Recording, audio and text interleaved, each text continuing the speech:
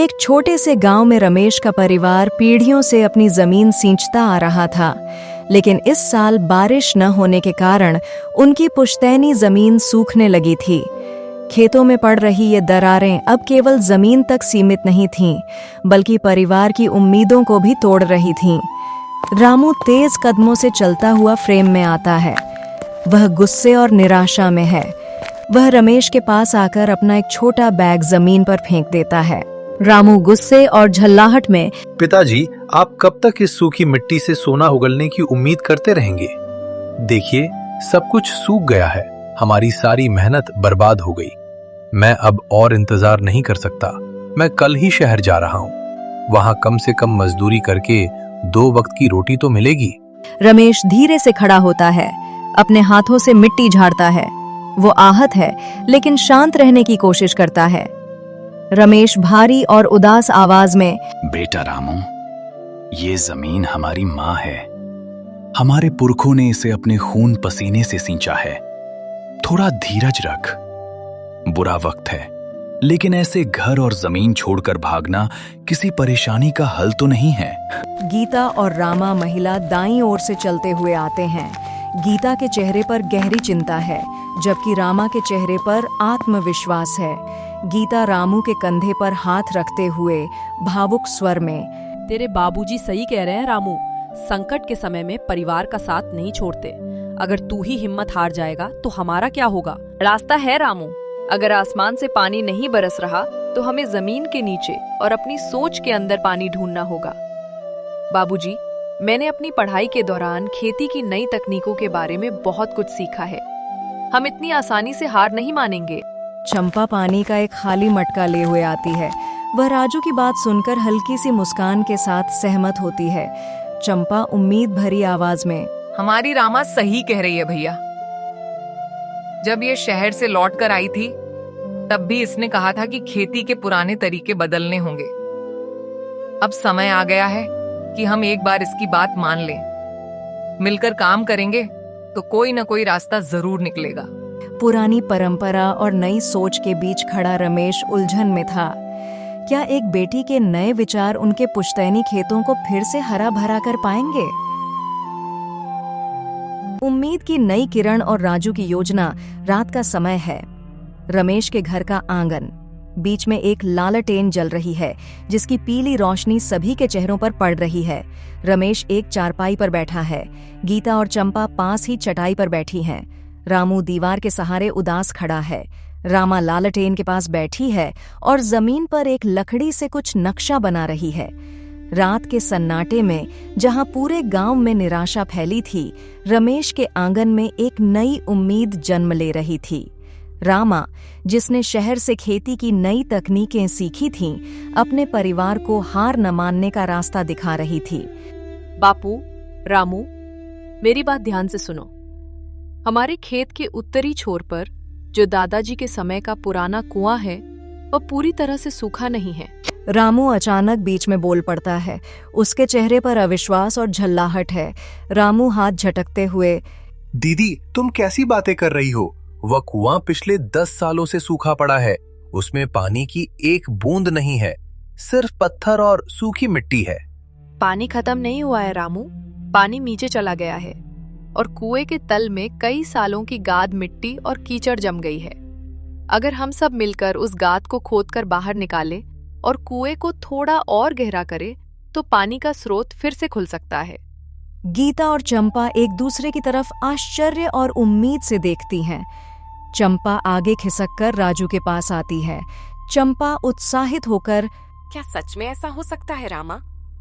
अगर ऐसा है तो हम सब मिलकर खुदाई करेंगे। मैं और भाभी गीता की तरफ देखकर मिट्टी ढोने का काम कर लेंगी। हाँ, अगर हमारी मेहनत से हमारे खेतों की प्यास बुझ सकती है तो हम पीछे नहीं हटेंगे। रमेश गहरी सोच में है। वह अपनी चारपाई से उठता है और राजू के पास आकर उसके कंधे पर प्यार से हाथ रखता है। उसकी आंखों में अब निराशा नहीं, बल्कि गर्व के आंसू हैं। मुझे हमेशा लगता था कि बेटियां पढ़ लिखकर घर का काम संभालेंगी, लेकिन मेरी बेटी तो आज पूरे परिवार का हौसला संभाल रही है। रामू, तेरी दीदी सही कह रही है। हम कल सुबह से ही उस कुएं की खुदाई शुरू करेंगे। अपनी जमीन को बचाने का ये हमारा आखिरी प्रयास होगा। रामू अभी भी थोड़ा संकोच में है, लेकिन अपने पिता और बुआ चंपा, माँ और रामा का उत्साह देखकर उसका गुस्सा भी पिघलने लगता है। वह एक गहरी सांस लेता है और हामी में सिर हिलाता है। रामू थोड़ी धीमी आवाज में, ठीक है, अगर आप सब इतने यकीन से कह रहे हैं तो मैं शहर जाने का फैसला कुछ दिनों के लिए टाल देता हूँ।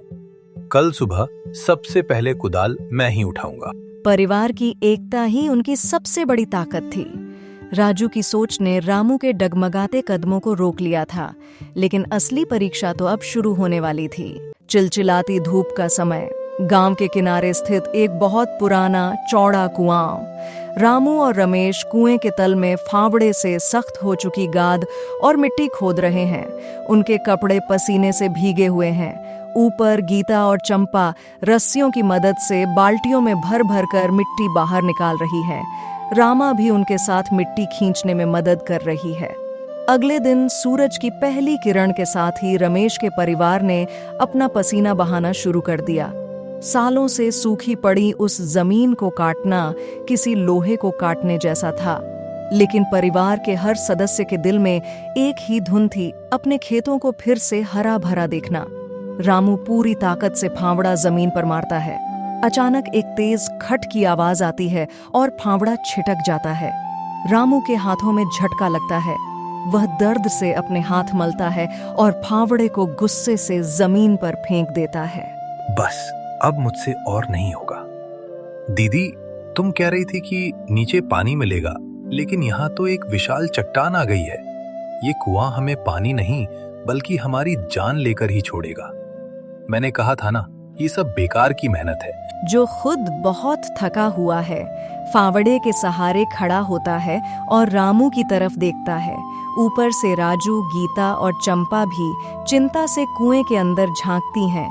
रमेश गहरी सांस लेते हुए शांत स्वर में, बेटा, जब जड़ें गहरी जम जाती हैं तो उन्हें उखाड़ने में समय और ताकत दोनों लगते हैं। ये चट्टान हमारी राह का रोड़ा जरूर है, लेकिन ये हमारी हिम्मत से बढ़ी नहीं है। जरा उस चट्टान के किनारों को ध्यान से देखो। जहां तुमने फावड़ा मारा है, वहां की मिट्टी का रंग कैसा है? ये मिट्टी तो ठंडी और गीली लग रही है। यही तो मैं कह रही थी। चट्टान के ठीक नीचे पानी की नमी है। अगर हम सब मिलकर इस चट्टान को किनारे खिसका दें, तो पानी का रास्ता खुल जाएगा। बापू, रामू, मैं भी नीचे आ रही हूँ। रमेश और राजू दोनों मिलकर जोर लगाते हैं। एक भारी आवाज के साथ चट्टान अपनी जगह से खिसक जाती है।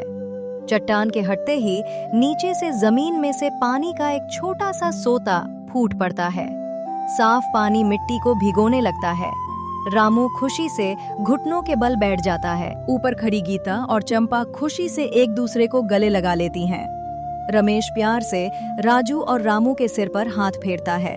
और इस तरह एक परिवार के अटूट विश्वास और पसीने ने सूखी जमीन का सीना चीरकर पानी निकाल ही लिया। रामू को समझ आ गया था कि जब परिवार एक साथ खड़ा होता है तो कोई भी चट्टान उनका रास्ता नहीं रोक सकती।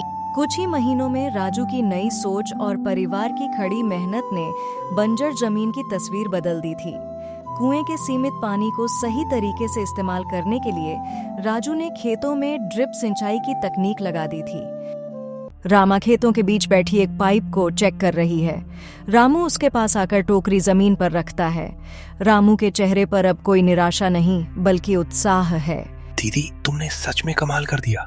पहले हम पूरे खेत में पानी भरते थे, फिर भी फसल इतनी अच्छी नहीं होती थी। अब इस नई तकनीक से पानी भी बच रहा है और पैदावार भी दोगुनी हो गई है। मुझे माफ कर दो, मैं बिना लड़े ही हार मानकर शहर भागना चाहता था। रामा खड़ी होती है और मुस्कुराते हुए रामू से, कोई बात नहीं रामू, जब मुसीबत बड़ी होती है तो डर लगना स्वाभाविक है। जमीन और मेहनत हमारी पुरानी है, लेकिन तरीका नया है। अगर हम पानी को ऐसे ही सहेज कर इस्तेमाल करेंगे तो भविष्य में कभी सूखे का सामना नहीं करना पड़ेगा। दाईं ओर से रमेश, गीता और चंपा एक साथ चलते हुए आते हैं। रमेश के हाथ में एक छोटा फावड़ा है, लेकिन उसका चेहरा बहुत शांत और गर्वित है। गीता और चंपा सब्जियों की टोकरी देखकर खुश होती हैं। देखो चंपा, हमारी मेहनत का रंग कितना निखर कर आया है। अगर उस रात राजू हमें कुआं खोदने का रास्ता नहीं दिखाती तो आज हमारा आंगन ऐसे नहीं महकता। हाँ, बिल्कुल सही कह रही हो भाभी। ये सब इसलिए हो पाया क्योंकि हमने एक दूसरे का साथ नहीं छोड़ा। परिवार की ताकत से बड़ी कोई ताकत नहीं होती। पुराने कुएं और नई सोच ने न केवल हमारे खेतों की प्यास बुझाई है, बल्कि हमारे परिवार को भी बिखरने से बचा लिया। आज मुझे पूरा यकीन है कि मेरे बाद मेरी जमीन सुरक्षित हाथों में है। संकट की घड़ी में जब अनुभव के साथ नई शिक्षा जुड़ती है तो कोई भी जमीन बंजर नहीं रहती। रमेश के परिवार ने अपने खेतों के साथ साथ अपनी उम्मीदों को भी फिर से हरा भरा कर लिया था। शाम का समय है। रमेश का आंगन अब पहले से कहीं ज्यादा सुंदर और खुशहाल लग रहा है। एक तरफ ताजी कटी हुई सब्जियों की भरी हुई टोकरियां रखी हैं। पूरा परिवार, रमेश, गीता, चंपा, राजू और रामू, लालटेन की रोशनी में सभी के चेहरों पर एक सुकून भरी मुस्कान है। समय के साथ रमेश के परिवार की सफलता की कहानी पूरे गांव में फैल गई। जिस कुएं को सबने सूखा मान लिया था और जिस जमीन ने उम्मीद छोड़ दी थी, आज उसी ने पूरे गांव को एक नई दिशा दिखाई थी। रामू अपनी चाय का कप नीचे रखता है और राजू की तरफ मुड़ता है। उसकी आंखों में अपनी बड़ी बहन के लिए गहरा सम्मान है। दीदी, आज गांव के सरपंच जी भी पूछ रहे थे कि हमने ये चमत्कार कैसे किया। मैंने उनसे कह दिया कि ये चमत्कार जमीन में नहीं, बल्कि हमारे परिवार के विश्वास में छिपा था। और थोड़ी सी नई तकनीक में भी। रामू, अगर बापू और बुआ हमारी नई सोच का साथ नहीं देते तो शायद हमारी मेहनत भी कम पड़ जाती। बदलाव को अपनाना भी एक हिम्मत का काम है। सच कहा मेरी बच्ची, अब तो आपको बच्चों के शहर जाने की चिंता नहीं सताती ना? अब ये मिट्टी हमें छोड़कर कहीं नहीं जाने देगी। बच्चों, आज तुमने साबित कर दिया कि जब परिवार के लोग एक साथ कंधे से कंधा मिलाकर चलते हैं तो कोई भी सूखा उनकी उम्मीदों को नहीं सुखा सकता। भैया, और हमने ये भी सीखा कि पुरानी परंपराओं की जड़ों के साथ अगर नई सोच की ढालियां जुड़ जाएं, तो पेड़ हमेशा हरा भरा रहता है। और यही इस कहानी की सबसे बड़ी सीख है। मुसीबत चाहे कितनी भी बड़ी क्यों न हो, अगर परिवार एकजुट रहे और नई सोच को अपनाने का साहस रखे तो हर बंजर जमीन में उम्मीद की फसल लहलहा सकती है। एकता और मेहनत ही दुनिया का सबसे बड़ा चमत्कार है।